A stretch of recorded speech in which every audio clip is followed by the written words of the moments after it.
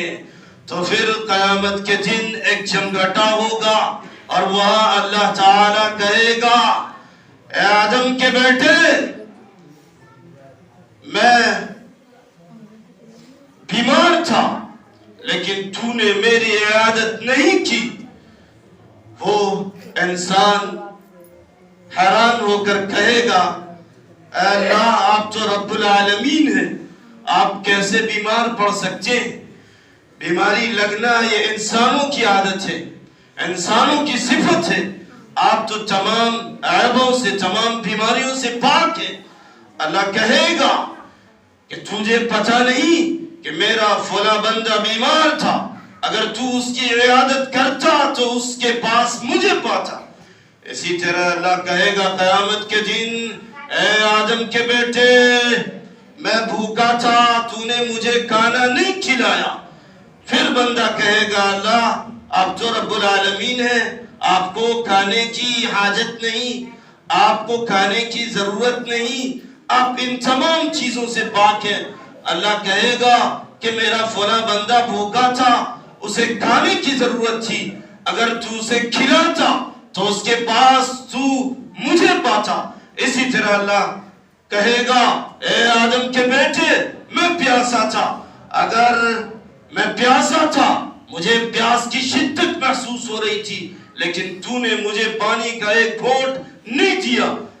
پھر کہے گا بندہ اے اللہ آپ تو رب العالمین ہیں, آپ کو پیاس کیسے لگے گی, پیاس کی شدت آپ کو کیسے ہوگی؟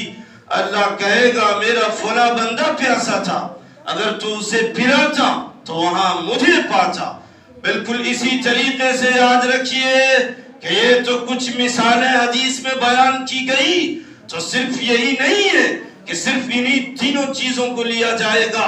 بلکہ اس کے زمرے میں اور اس کے ساتھ یہ بھی کہا جا سکتا ہے کہ اے آدم کے بیٹے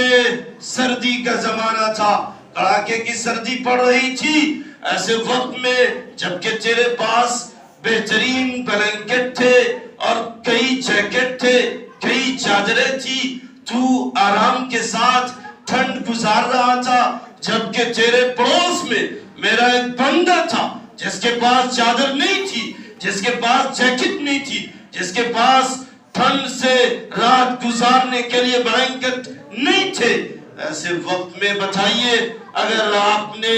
ایسے لوگوں کی امداد نہیں کی ہوگی, ایسے لوگوں کو نہیں دیا ہوگا تو کیا جواب بنے گا, کیا جواب بنے گا؟ تو ضرورت اس بات کی ہے قبل اس کے کہ اس دن ہمارا مواخذہ ہو, قبل اس کے کہ اس دن ہم سے پوچھ گچھ ہو. ضرورت اس بات کی ہے کہ ہم ایسے لوگوں کی تلاش کریں, اپنے پڑوس میں دیکھیں, زیادہ دور نہیں جائیں, ہر کوئی اپنے اپنے پڑوس میں دیکھے اور ایسے لوگوں کو کھوج نکالے.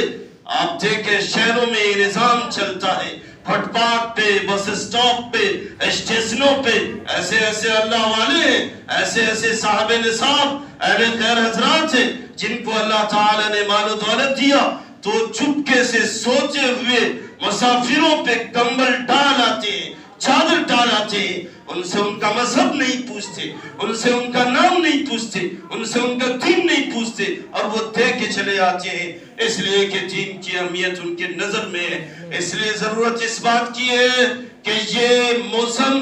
مومنوں کے لیے نیکیاں جمع کرنے کا موسم ہے, یہ موسم مومنوں کے لیے اللہ سے رشتہ داری مضبوط کرنے کا موسم ہے, اور ساتھ ہی صلہ رحمی کا موسم ہے, ساتھ ہی رشتہ داروں سے تعلقات مضبوط کرنے کا موسم ہے. یہ کرنے کے